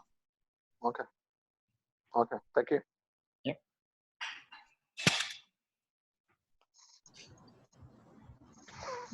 These reports should be like a essay type, or it's like we have to make a report, that's assessment. It can, it's like it can be like a proper report style, basically talking about an executive summary, wherein you talk about, okay, this report I'm going to talk about 2 leaders, what exactly the question, you write it in your own way. Then you give an introduction about both the leaders, their organizations and their impact. Then you can write about the research. If you are analyzing the secondary data, you can write a little bit of a literature review. Literature review is basically from which articles you are writing about this leader and what this article summarizes that leadership qualities are about. So for example, if you're writing about Steve Jobs and Jeff of Amazon, you basically write that this report to conclude that this is his leadership style. So you cite them, and then you say a methodology. There you write what is the methodology you applied in analyzing this leader. If it is a primary data collection and secondary both, you can say that, okay, in this research I applied both. I use this method of asking my, conducting a survey or something, a research, and then can I use a reference, doctor, refer to the you should use reference, because otherwise it can get into plagiarism issues. So if you are able to take information from other sources, please quote it from which source you have taken. Do you think it's better to do some literature review here? Up to you, if you want to. That can make them know that you really know what to do. It's just a matter of Unfortunately, I am not going to the person who is value your paper, but still, this is the format which they use. And sorry. And then you come to a conclusion saying that then you say that, okay, from analyzing this data, you can say that this is your conclusion about his characteristics, and then you link to the theory saying that, okay, from this I came to know that this guy got this particular leadership style because this particular leadership style's traits are like these, and then you say, hence from the data what you researched and from the textbook or the relative theories, this is you justifying his leadership style. So this is how you prove. So this you do for both of them, and then you say your recommendation. Then you say, while doing the survey, these are the areas of improvements I found out, and hence I feel that by adopting this style of leadership, or you can have multiple style of leadership, which will overcome this thing, and that's how you conclude your study. What's about the business models, doctor? Should I mention anything relevant to the business models? No, this is the business model. It's not about the business model. What I'm saying is that, so when you talk about, why we talk about Steve Jobs, or why we talk about take only business leaders. Okay, don't take like religious or country leadership or anything like that. Take basically more of a business leader. Yeah. So in majority, so if somebody is taking an analysis of Nokia leadership versus Apple leadership. Doctor, regarding Steve Jobs, it's all about the innovation. He's encouraging the innovate. Yeah. Yeah. So what I'm saying is, that when you take the leadership success, as I told you, it is not only about employees' happiness. Leadership success is about organization success also. So hence, you need to relate his leadership style to organizational outcome. How much they stick to the organizational mission and vision at the end? After all that, sorry. What I'm saying is, for example, if you take Steve Jobs' leadership style, you will say that from which period to which period he was the head of Apple. And what is the growth of Apple during that particular period? It can be 2 or 3 lines, which will prove that his leadership style has taken Apple from maybe from a $400 or $500 million to maybe $1 trillion company. I'm saying as an example. So that substantiates his leadership style and organizational output, wherein you can always also say about, for example, a Nokia leadership. Look at the last CEO, how long he was there, from where to where he took the company, and then from where to where the company went off. one accept the change and he didn't accept the changes that I mean, that is just what we know, right? That is just Yeah. one news or a report what we are referring to. We Yes. really don't know what exactly it is. So if you get to speak to 2 or 3 people who work in Nokia during that time, irrespective of whichever level they are, they will be having a different opinion maybe. Maybe it is not necessarily the CEO's issue, it is maybe the other managers were not willing to accept it. There is another report which talks about that. The mid managers were not ready to accept the change which is happening there. Yeah. You know, so so this is something which you need to do a study based on that. But the impact of his because end of the day you are being paid by the organization as a leader, so your commitment toward the organization is much more than anyone else. So his success about fantastic relationship with the employees, but end of the day it is not transformed into organizational success. There's no point. Hence, it is relative. You need, so there is a dependent variable and there's an independent variable. Independent, so your organizational structure is dependent on a leadership style, right? So depending upon the leader, so that is the reason people change leaders. Yeah. When the organization is not, like look at Etihad right now, why they changed the CEO? Because the last CEOs, whatever, whether his qualities are on others, one side bad, on the other side, the organization was supposed to grow tremendously, and the organization is today going for more than $1 billion loss on a yearly basis. Yeah, so we take the internal environment and external environment in our consideration or calculation. No, you don't need to take the internal. You only take internal environment. Yeah. You are saying somebody leadership style is successful. Don't relate only to employees' happiness. Relate to organizational performance also. Yes. Yeah. Okay. But that's only considered one factor in terms of organizational success. No. What I'm saying is that don't judge a leadership quality purely based on the interaction between employees. That's what I mean. Yeah. Because for us, an employee, we are more worried about how the manager is good. If he's motivating us, he's promoting us, he's giving incentive, he's the best manager. And the day the organization is not working well, it is not going to last for a long period of time. So if you look at when you look at the leadership style, in one they say about the leadership, there's a path goal leadership. The path goal leader basically look at achieving the organizational objective only. In other leadership, they say that servant leadership, they talk about, they do everything for the employee so that the employee automatically achieves the organizational objective. So you can really find these differences. These differences you will not find much in when you just pick a leader online like that. So, and it will give a different perspective for you to also understand so don't get confused with the situational leadership with leadership style. So leadership styles are different. How a manager perform in each situation talks about, that's the theories of leadership, which basically talks about. You mean, Doctor, how able he is to change or adapt to the situational? Yeah, that is also there. So when you talk about managers who turn around organizations, so there you talk about that. So again, as I told you, I mean, it all depends upon, you need to look at from multiple point of view, one from an organizational point of view, one from an employee's point of view.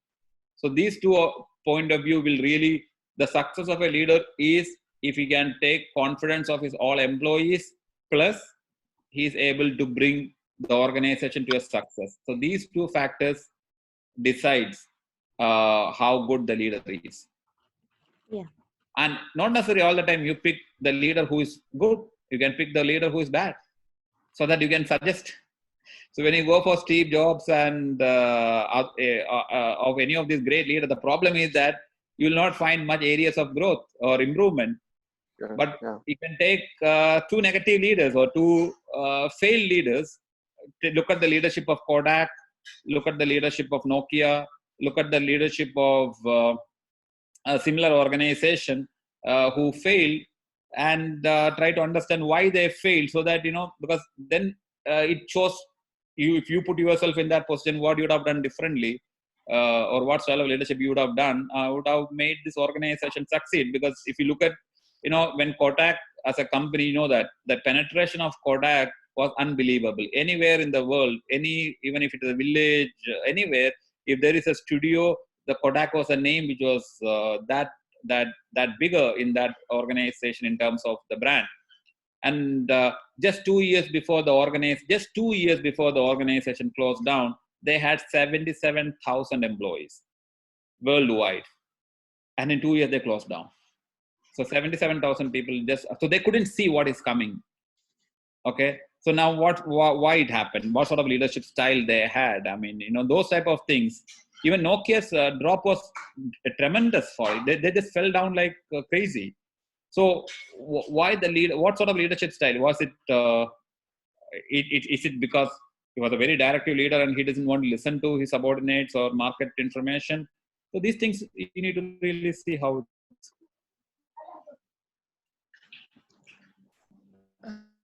Actually, I wanted to ask one question. Like some of the leaders, they may be good in the leadership, but drastically fail in the organization growth. Again, I said the leadership is hence we took an organization leadership, and the whole meaning is successful based on organizational success. And organization means it is the organizational performance. These are the two things we need to take into consideration. So when you take a leader, again, as I told you, you are not a good leader if then you're only managing people. So it's a combination of both. Where you need to find an area of improvement. Yeah, also about the stakeholders and shareholders and exactly. Yeah. If you can make all your stakeholders happy, that means you're a good leader. Simple as that. Because employees and owners comes under stakeholders. If the organization is making profit, owners are happy. I mean, the organization is making profit, the owners are happy. If employees are taken care of, they are also happy. So how good you are as a leader to your stakeholder decides your success. Yeah, verbal ability, intelligence, and is a really effective bargaining. If he gained the satisfaction of the stakeholders, and yeah. Yeah, I shared my number. I know that there are around 24 participants. There are some of them were not asking questions. If you guys need any help, because this, you're in a class, you can have a lot of personal chat. Unfortunately, it's not possible here. I shared my my number here. Anytime you guys need any sort of a clarification or support in this part, you can just. I think the best thing is initially you can WhatsApp me or else you can call me, depending, because I do have work. So if I'm not able to answer, maybe I might be on another call. So best thing is to WhatsApp me, and then we can fix a time. And then if you want to have a chat, we can have a call, or it's fine. I'm open to do that. Thank you. So we could ask for another interactive sessions in a few next coming days, or it's for this. I think it's clear, right? Maybe for next model, but for this model, I think you covered everything, and it's mostly about the readings, right? Yeah, it's mostly about the readings, how you write it, and how you go ahead. And if some people who have not gone through that, they can go through it. If there's any doubt, please feel free to contact me. No problem, anytime. It don't need to be a Zoom call with everyone picture. It can be one-to-one. It's fine with me. Yeah, doctor, I know that you done with this, but kind of supervision or any guidance for the assignment work? Yeah, or that's it the could thing. be in a special way. Yeah. I think it can be, short summing, it can be one-to-one, no problem. Yeah, I bet it's better. Yeah, I prefer it that way.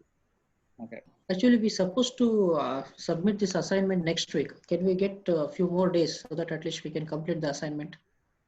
Okay, fine. I'll let them know that, because session only happened today, so maybe they can push another week or so. That's better. Okay. I'll ask Fatima to comment back to you. Yeah, sorry. After we submitted, we have some time, especially now with the quarantine. Shall we start with the module which was sent to us earlier, the IT one, or we wait for them sending us? Okay, as I told you, I don't work for SPS or ATMS, so depending upon my subject area. So basically, I cover a couple of subjects only, not all the subjects. So when it's my turn, I'll come. So that you can directly check with Asra. Asra is I think your contact person, or Tony. But now I think since in UAE all the learning is done online, I think all the modules will be now online. Like we're not gonna just go class. So I'm assuming the IT one and everything will be conducted like this one. I think going forward, I think because they opted for this what do you call this, recorded version. It could have been like in my university right now, we are going for an online class, a live class, which was much better rather than this type of recorded version, because it's too tough from my part to sit there for 7 hours and talk without anybody in front. But that's the model which they are adopting. So, I don't know how they need a session. I think this can be a good session to have a normal class. But anyway, so you can check with them in that angle. As per the directives from the Ministry of Education in UAE till September, all the classes are going to be online. I think the rules are getting a little relaxed from today. So from morning 6 to 10 now, we are allowed to go out, just need to wear mask, and 30% of people can only be allowed in a mall. 30% of people are only allowed to go to office. So, but with some relaxation is there. Restaurants are open, saloons are open. So I think life will a little bit coming back to normal. No, salons are not open, and beaches are not open. Saloons are. No, I don't think saloons are open. They told the saloons are open, but only restricted to hair and nail. Yeah. That's good. Yeah, I think you're lucky, so it's fine. But too bad. Specific to Abu Dhabi. Sorry? That's specific to Abu Dhabi, right? I can't hear. I think 2-3 people are talking. So sorry. I'm saying that is specific to Abu Dhabi. No, it's Dubai I'm talking about. Yes. UAE, all UAE. All UAE. But about the beaches, it's unclear. Are they open or no? No. They don't allow beaches. No, they're not allowed. They are not, because they don't want anything happening in a public places in terms of crowded areas. Like restaurants are open, but buffet is not allowed. Shisha is not allowed. So I don't think in terms of the bars and clubs bars may be open, but no clubs are not allowed. So they have. They don't want the gathering of people. So you can go one by one. Even in the malls, people above 60 and below 12 are not allowed. So, but hopefully things should get better. I don't know. This cannot continue like this for the next 4 or 5 months. Then things are going to be really, really bad. We're gonna get the recorded video. This one, as we mentioned what you can before. do is you can just send a mail to them. I think there must be somebody from ATMS. Alterica is here in the class. I don't know. They're not responding. Maybe they can send you the record. Shows that they are recording, but is someone else recording this from the class? No, it's not possible. Only one person can record. That's the faculty. I will check. I think to record it without our consent. I can record you. Yeah, but that's good way. Screw you. Yeah. I don't want to end up on anyone's Facebook. Yeah. That is one thing which is some mythic that we should not, because I've seen some of the students before when this type of class happened, just take a video of that and uploading it in their status saying that I having my online classes going on. Actually, that is not allowed. Yeah, that's illegal in Dubai. Yeah, that's illegal. The ministry allow you to record a class session, but that's again during an exam and are letting all the students know that they are recording. So it should not be recorded without the students' permit. I mean, I'm talking about my university, and my students are all UAE nationals. So especially female, they don't want to be recorded and stuff like that. So we good. So that's good information. So basically, only the university can record you, but anyone else is not allowed to record because we have our faces online, right? Exactly. We have our faces online, and there's no permission for that. As a university, there can be like a terms and conditions which you just click yes. So it will go in that. But in an academic purpose, it got a different level. So yes, we are like, for example, the university where I work, we had our recordings, which the other students can see that we are recording. So we've been told that we are recording it. But when the students asked, we said we will not share it because we didn't get a permission to share the recording because it can go to everybody. So that's something. Then we decided, okay, fine. The students who really don't want to show their faces, that's fine. They can cut off their camera, so that that's fine. Only if there's an exam, you can. That is the time where you can keep your cameras on. Yeah, but I think for this session, like, I don't think we need recordings. Like, we've attended it. Like. Yeah, I think it's up to you. I mean, another time. Yeah, that's absolutely fine. Because it's more of a discussion, so I don't know how much people will. Not a chapter, it's discussion. Yeah. So how is it going for all of you in terms of your DBA? How many sessions you had online? How many sessions you are having this online, offline? I mean, offline, what, 4 sessions? And is that the first one online or? This is the first one online. Okay. We're supposed to have the IT one online, but then they decided to exchange it with this one because it's easier to self-study. But now I think they have no choice. Everything will be self-studied and online. Yeah, I think it will. I think as I told you, till September, because the hotels are also not supposed to cram people. I mean, so unless like, so till they get permissions to conduct any of these things where everybody sit between like 4 different tables so far with 2 feet at different distance. Till that comes into the picture, I think, but it will come. It might come soon because the hotel industry is really, really struggling.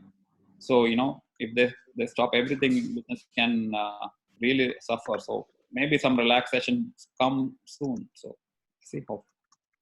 But right now it's for everybody's safety, so we cannot complain also.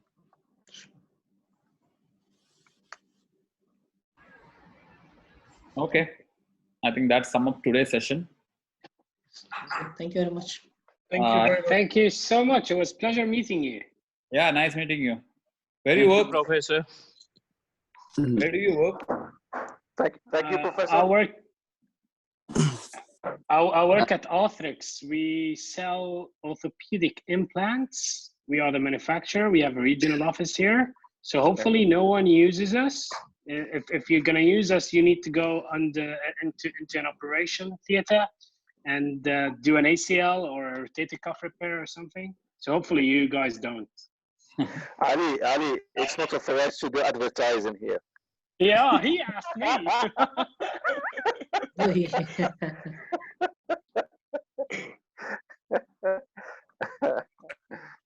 No, because I asked, I was in sales and marketing in this market for almost like quite a long period of time. So hence I asked. Good guys. Okay, see you. All right. Okay, thank you. Have a good day. Stay safe. Thank you. Thank you. Thank you. So it's all about stay safe, and together, and stay home. Thank you. Okay, bye. All right. Assalamu alaikum.